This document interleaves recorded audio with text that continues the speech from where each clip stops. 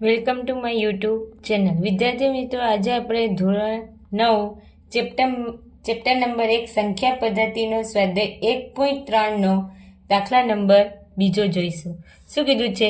તમે જાણો છો કે 1/7 બરાબર 0.142857 ઉપર 12 આપેલું છે.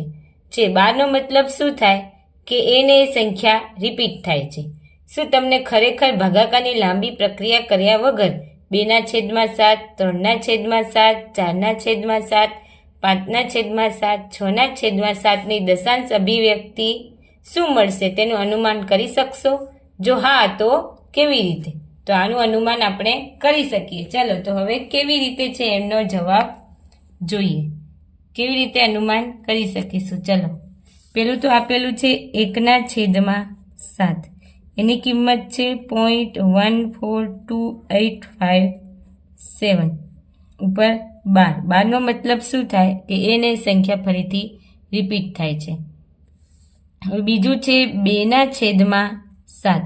તો એને આપણે લખી શકીએ 2 ગુણ્યા 1/7 થાય ને, 2 ગુણ્યા 1/7. હવે 2 ગુણ્યા 1/7 ની કિંમત કેટલી છે? 0.14287 ઉપર 12 થાય. ચલો તો ગુણાકાર કરીએ. 0.14287 ગુણ્યા 2. ચલો 2 સત્તા 14 વધી 1, 5 દુ 10 ને 1 11 વધી 1, 8 દુ 16 ને 1 17 વધી 1, 2 દુ 4 ને 1 5, 4 દુ 8, 2 કા 2 અને 2 ગુણ્યા 0 તો શું આવ્યો જવાબ? 0.285714. એને સંખ્યા પાછી રિપીટ થશે.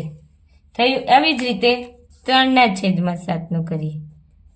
3/7 ને લખી શકાય 3 ગુણ્યા 1/7. 3 ગુણ્યા પોઈન્ટ શું છે? 1 4 2 8 5 7. ચલો ગુણાકાર કરીએ. અહીંયા 42857 ગુણ્યા 3.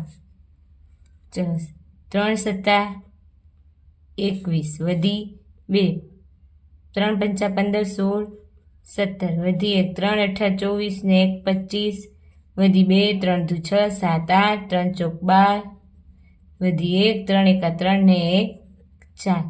એટલે આનો જવાબ આવશે 0.42857 થશે. ચલો એવી જ રીતે 4/7 ની કિંમત શોધીએ. તો 4 ગુણ્યા 1/7. તો જે 1/7 આપેલું છે એને કોના વડે ગુણવાનું? 4 વડે ગુણવાનું. ચલો આપણે ગુણાકાર કરીએ. 4 ગુણ્યા 0.14287. ચલો અહીંયા કરીએ 0.14287 ગુણ્યા 4. 7 ચોક 28, 4 પચ્ચા 20 22, 8 ચોક 32 33 34, 4 દુ 8, 8 ને 3 11 થાય ને, 8 ને 3 11 વધી 1, 4 ચોક 16 ને 1 17 વધી 1, 4 કા 4 ને 1 5. એટલે આવશે જવાબ 0.571428. એવી રીતે આવશે 5/7. તો લખાશે 5 ગુણ્યા 1/7. 5 ગુણ્યા 1/7 ની કિંમત આપણે ખબર છે કેટલી છે? 0.14287. 12 એટલે એ સંખ્યા રિપીટ થાય છે. ચલો અહીંયા કરીએ 0.14287 ગુણ્યા 5. 5 સત્તા 35, 5 25 26 27 28, 8 પચ્ચા 40 ને 2 42, 5 દુ 10 ને 4 14 વધી 1, 4 પચ્ચા 20 ને 1 21 વધી 2, 5 એકા 5 6 7 અને 0. એટલે આવશે જવાબ 0.71 4 2 8 5. હવે છેલ્લું રહે શું છે? 6/7. તો 6 ગુણ્યા 1/7 લખી શકાય? હા. કે આ જો ગુણાકાર કરીશું 6 એકા 6, 6/7.